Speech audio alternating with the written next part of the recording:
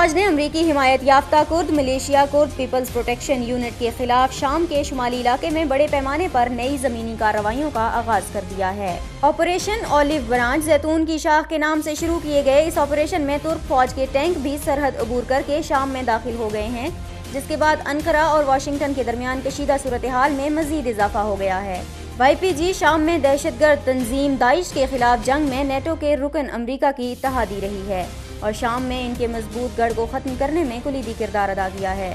ترک حکومت کی جانب سے جاری کردہ ایک بیان میں کہا گیا تھا کہ شمالی شام کے علاقے افرین میں زیتون کی شاخ کے عنوان سے آپریشن شروع کر دیا گیا ہے۔ پہلے مرحلے میں ترکی کے جنگی طیاروں نے افرین میں امریکی حمایت یافتہ کرد فورسز کے ٹھکانوں پر بمباری کی ہے، جبکہ ترک وزیر اعظم بن علی یلدرم نے ایک بیان میں کہا ہے کہ ترکی کی بری افواج ملکی سالمیت کے لیے شام کے علاقے افرین میں ضروری آپریشن کریں گی۔ ترک فوج نے دعویٰ کیا ہے کہ ترک فوج نے امریکی حمایت یافتہ کرد ملیشیا کے خلاف فضائی کارروائی میں قریباً اپنے تمام اہداف کو کامیابی کے ساتھ نشانہ بنایا ہے اور دہشت گردوں کے 108 ٹھکانے تباہ کیے ہیں۔ ترک فوج کی کارروائی کے حوالے سے YPG کے ترجمان کا کہنا ہے کہ ترک فوج کے حملے میں زیادہ تر عام شہری نشانہ بنے ہیں۔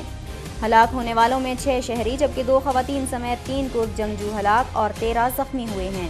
واضح رہے کہ ترکی نے اپنی سرحد کے قریب شامی علاقوں میں کرد جنگجوؤں کو منظم ہونے سے روکنے کے لیے نیا آپریشن شروع کیا ہے۔ ترکی اس سے قبل بھی شام میں کرد جنگجوؤں کو منتشر کرنے کے لیے فوجی مداخلت کرتا رہا ہے۔